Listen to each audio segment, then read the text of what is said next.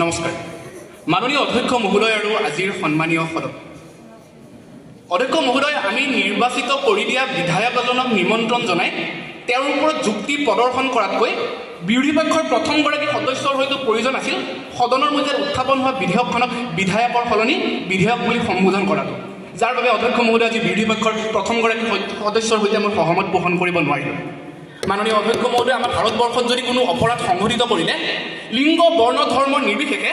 ভাৰতীয় ন্যায় সংহিতা ভাৰতীয় সুৰক্ষা সংহিতা আৰু ভাৰতীয় সাক্ষ্য অধিনিয়মৰ জৰিয়তে যদি ন্যায় প্ৰদান কৰাৰ একক ব্যৱস্থা থাকিব পাৰে তেনেহ'লে আমাৰ ভাৰতবৰ্ষৰ দেৱানী ব্যৱস্থাটো ভাৰতবৰ্ষৰ এক আইনী ব্যৱস্থাত থকাটো নিতান্তই বাঞ্ছনীয় কাৰণ যাৰ জৰিয়তে প্ৰকৃত সমতা আৰু ৰাষ্ট্ৰীয় সংহতি বৰ্তি থাকিব সেইবাবে অধ্যক্ষ মহোদয় উত্থাপন হোৱা বিধেয়কখনক পোনপ্ৰথমতে সমৰ্থন জনাইছোঁ আৰু নিজকে এগৰাকী চৰকাৰী পক্ষৰ সদস্য হিচাপে আগবঢ়াই আনিছোঁ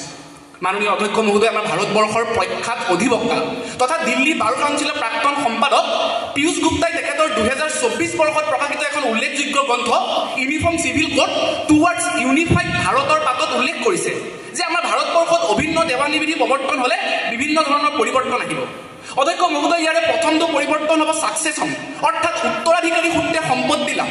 মাননীয় অধ্যক্ষ মহোদয় যদি মৃত্যু হোৱা এগৰাকী হিন্দু ব্যক্তিৰ পুত্ৰ সন্তান আৰু কন্যা সন্তান থাকে তেনেহ'লে পুত্ৰ সন্তানে সম্পত্তিৰ অধিকাৰ লাভ কৰাৰ সমান্তৰালভাৱে কন্যা সন্তানেও সম্পত্তিৰ অধিকাৰ দাবী কৰিব পাৰে কিন্তু মাননীয় অধ্যক্ষ মহোদয় 1925 চনৰ দ্য ছাকচেছন এক্ট অনুসৰি এগৰাকী খ্ৰীষ্টিয়ান মহিলাই উত্তৰাধিকাৰী সূত্ৰে পৈতৃক সম্পত্তি দাবী কৰিব নোৱাৰে কিন্তু অধ্যক্ষ মহোদয় যদিহে আমাৰ ভাৰতবৰ্ষত অভিন্ন দেৱানী বিধি প্ৰৱৰ্তন হয় তেনেহ'লে সকলো খ্ৰীষ্টিয়ান মহিলাইও উত্তৰাধিকাৰী সূত্ৰে সেই পৈতৃক সম্পত্তিৰ অধিকাৰ লাভ কৰিবলৈ সক্ষম হৈ উঠিব আৰু যাৰ ফলতে অধ্যক্ষ মহোদয় এই অভিন্ন দেৱানী বিধিয়ে আমাৰ ভাৰতবৰ্ষত প্ৰকৃত সমতা আৰু ৰাষ্ট্ৰীয় সংহতি নিশ্চিত কৰিব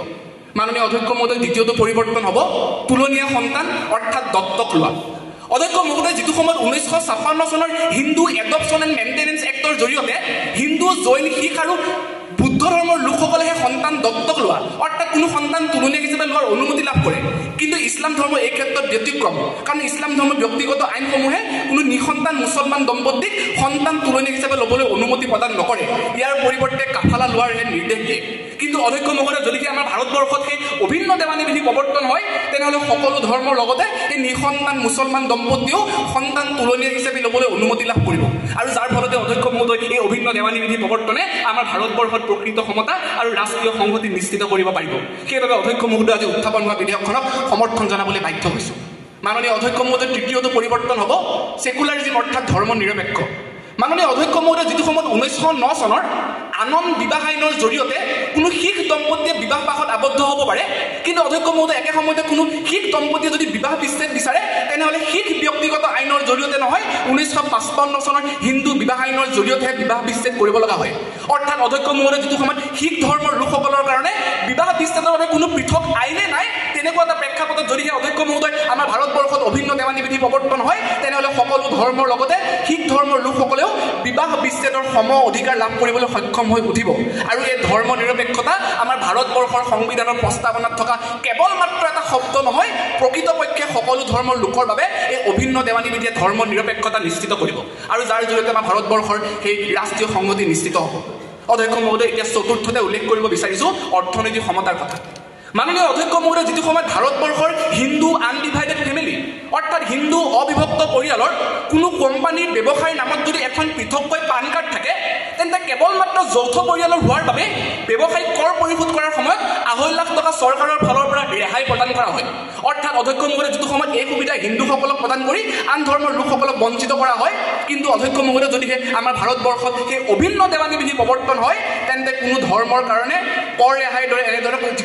তেন্তে কোনো ধৰ্মক প্ৰদান কৰা কৰ ৰেহাইৰ দৰে এনেধৰণৰ অৰ্থনৈতিক বৈষম্যৰ অৱসান ঘটিব আৰু সকলো ধৰ্মৰ মাজত সমতা স্থাপন হ'ব আৰু যাৰ জৰিয়তে অধ্যক্ষ মহোদয় এই অভিন্ন দেৱানী বিধি আমাৰ ভাৰতবৰ্ষত এই প্ৰকৃত সমতা ৰাষ্ট্ৰীয় সংহতি নিশ্চিত কৰিব আৰু সেইবাবে অধ্যক্ষ মহোদয় সদনৰ মধ্যে উত্থাপন হোৱা বিধেয়কখনৰ আজি বিৰোধিতা কৰিব নোৱাৰিলোঁ আৰু মাননীয় অধ্যক্ষ মহোদয় আজি ভাৰতবৰ্ষৰ প্ৰেক্ষাপটত এই অভিন্ন দেৱানী বিধি এই কাৰণে প্ৰয়োজনীয়তা অনুভৱ কৰিছোঁ